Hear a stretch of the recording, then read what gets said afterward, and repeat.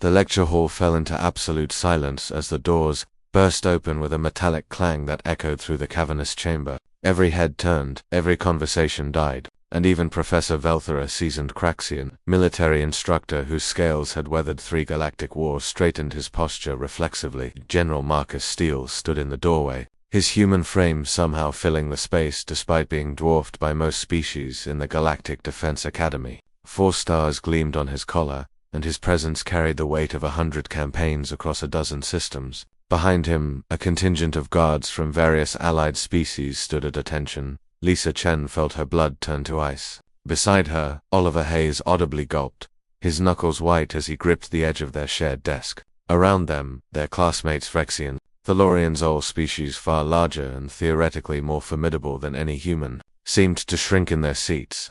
Where, the general's voice cut through the silence like a plasma blade, is the student who corrected my tactics? Oliver slowly raised his hand, his face pale but determined. Sir, that would be me, sir. The general's eyes locked onto him, and for a moment that stretched into eternity, nobody breathed. The famous Battle of Proxima 7 had occurred 3 months ago. The Craxian horde had been advancing, and General Steele's defensive formation had been broadcast across all Academy channels as a case study in tactical brilliance. The humans had held against impossible odds, turning what should have been a massacre into a legendary victory.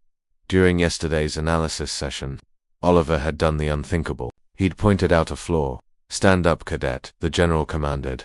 Oliver rose on shaking legs. Lisa wanted to grab his hand, to somehow shield her friend from whatever was about to happen, but she remained frozen like everyone else.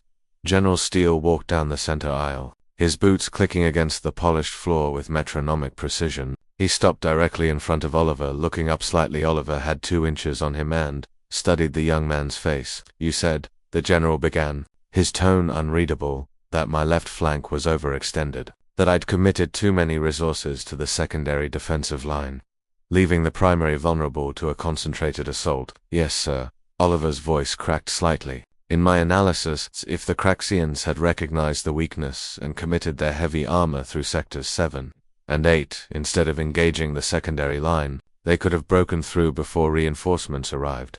The general's jaw tightened. The silence in the room was suffocating.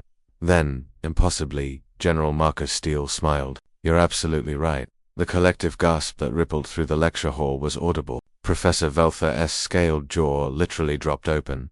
Sir, Oliver stammered. Cadet Hayes, you identified in 20 minutes of simulation analysis what my staff and I missed in the heat of battle. Do you know what happened 3 days after Proxima 7? Oliver shook his head mutely. The Craxians reviewed their combat footage. They found the same weakness you did. They adjusted their tactics and hit our position at New Hebron with exactly the strategy you described. The general's expression darkened. We lost 4,000 soldiers before we could adapt. Lisa felt her heart hammering in her chest. Around them, alien students were exchanging confused glances. In most galactic militaries, questioning a superior's judgment was grounds for severe punishment. But humans, humans were different. That's why I'm here, cadet. Not to punish you, but to recruit you. Recruit me. Oliver's voice was barely a whisper.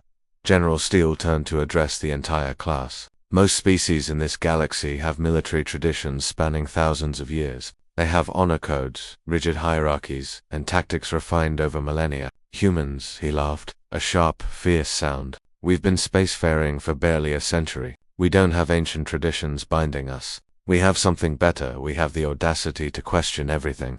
He turned back to Oliver. In human military doctrine, the lowest private can question a general's orders if they see a better way. It's not insubordination, it's our greatest strength. We adapt, we improvise, we reject dogma. That's why we've survived encounters that should have annihilated us.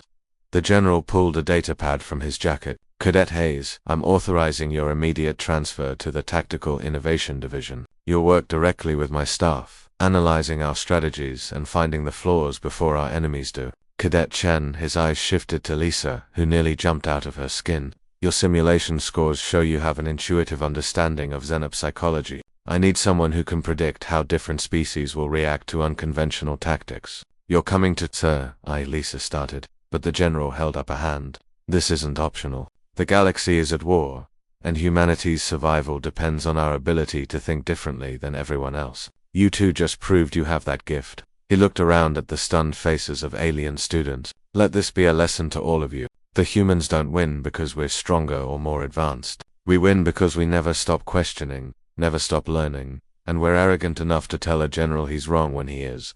Professor Velther finally found his voice. General, in all my years, in all your years, Professor, how many of your students have had the courage to challenge established wisdom? The general's smile was predatory. That's the human difference. We teach our young to think, not just obey. He handed the datapad to Oliver. Report to Command Center 7 at 0600 tomorrow. Both of you, bring your best ideas and leave your fear at the door. In my command, the best idea wins regardless of who suggests it.